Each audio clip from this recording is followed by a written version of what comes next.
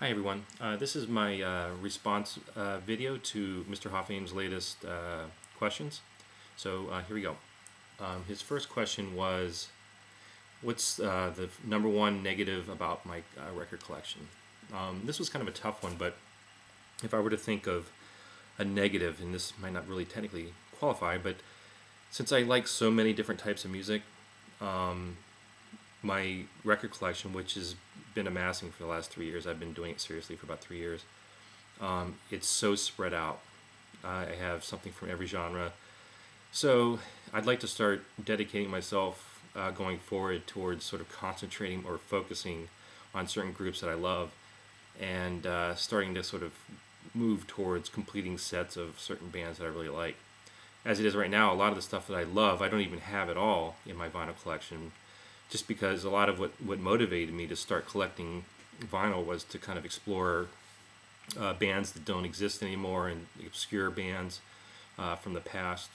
So, my favorite band of all time is the Beatles, and the only album I have on vinyl by the Beatles is Revolver, and it's on my wall. So, to be fair to myself, I spent $250 on the mono box set last year, so it's not like I'm neglecting my favorite band, but it's just that my motivations have been to sort of go towards stuff I'm not as familiar with. So the long and short of my answer is basically that my collection is spread thin, so I have to sort of concentrate on filling the gaps. Number two is, what do I think of picture discs, like or dislike? I don't have a strong opinion about it. If I remember correctly, I think Dan from Canada had mentioned that he's under the impression that they often aren't as good sounding as regular black vinyl, and that may or may not be true. Aesthetically, I think they're kind of cool looking sometimes, but I don't really have a strong opinion about them. I only have one picture disc, and it's by Robin Hitchcock. It's, I guess, a 45, or it's 45 RPM, but it's, I guess, an EP from '86. It's the only one I got. They're kind of cool looking, but I don't really have a strong opinion about them.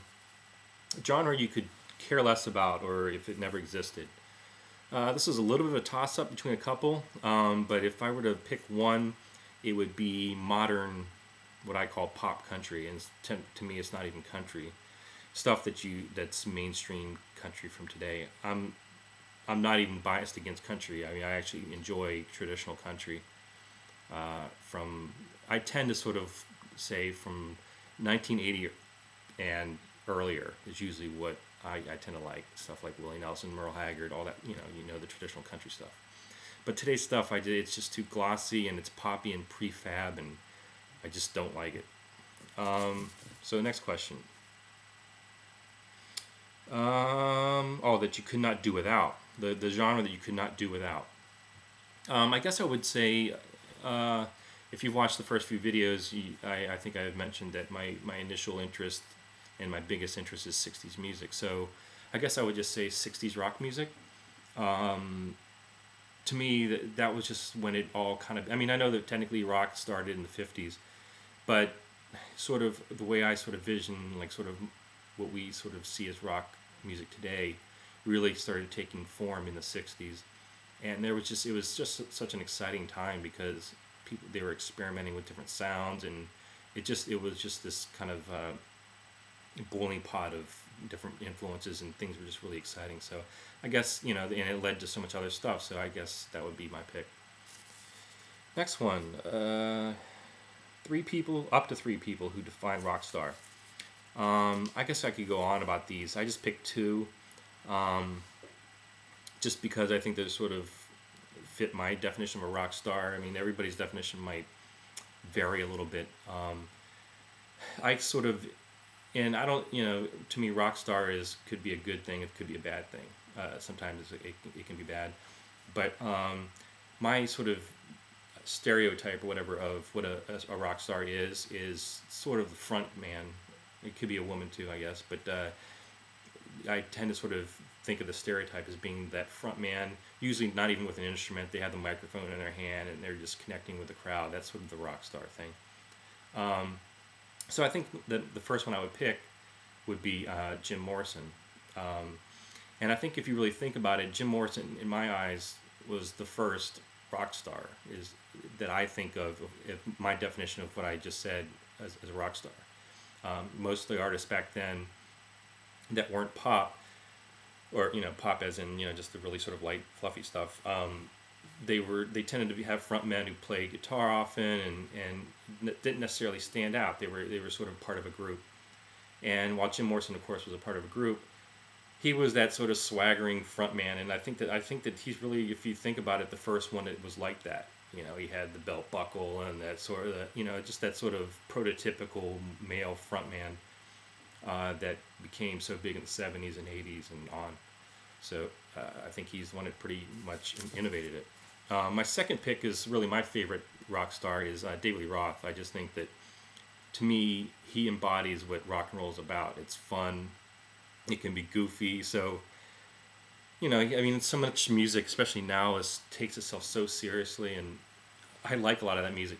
I like a lot of very serious music and shoegazing kind of, navel-gazing kind of music. But sometimes you just want rock and roll to be fun. And to me, David Lee Roth embodies that. He could be completely crazy and sexist. At the same time, he can just, he's a charmer, so he can get away with some of the stuff he does. And he's an entertainer, and that's what ultimately it's all about. So let's see, what else do we have? Was that the last one? Three artists you could bring back to life. This was, I think, maybe the more interesting one, the most interesting. To me, the first one on the list seems to be like sort of the no-brainer, and I almost think that it's like a required choice of almost everybody. It would be John Lennon. And I guess it just, for obvious reasons in some ways. I mean, he's one of the most important musicians of all time, and I think most people who even have a little bit of respect for the Beatles, which I don't even know how you could like rock music or not, you always wonder, like, well, if he didn't die, would they have ever gotten back together? I mean, it's kind of fun to speculate now that he wasn't here, but if he had never died, it would be interesting to know if they would have gotten together again. And if not, just purely as a solo artist, it would have been interesting to see where he took his music. Number two is Jimi Hendrix. The reason why I picked Jimi Hendrix is that when he died, from what I've read about it and heard, is that he was exploring going in different directions with his music. So even within that, first, from 1970 to 75, it would have been interesting what he was doing with his music. But beyond that, it would have been interesting to see what Jimi Hendrix was doing in the 80s or 90s or now if he was still alive.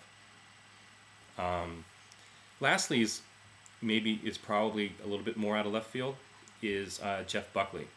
I was a pretty big Jeff Buckley fan back in the mid-90s when he was doing his thing, and I just think he had just such an amazing voice, and style, was really sort of, different than what was going on at the time, and he was just a very thoughtful and interesting musician. And it was just, sad that basically he only had technically one proper album.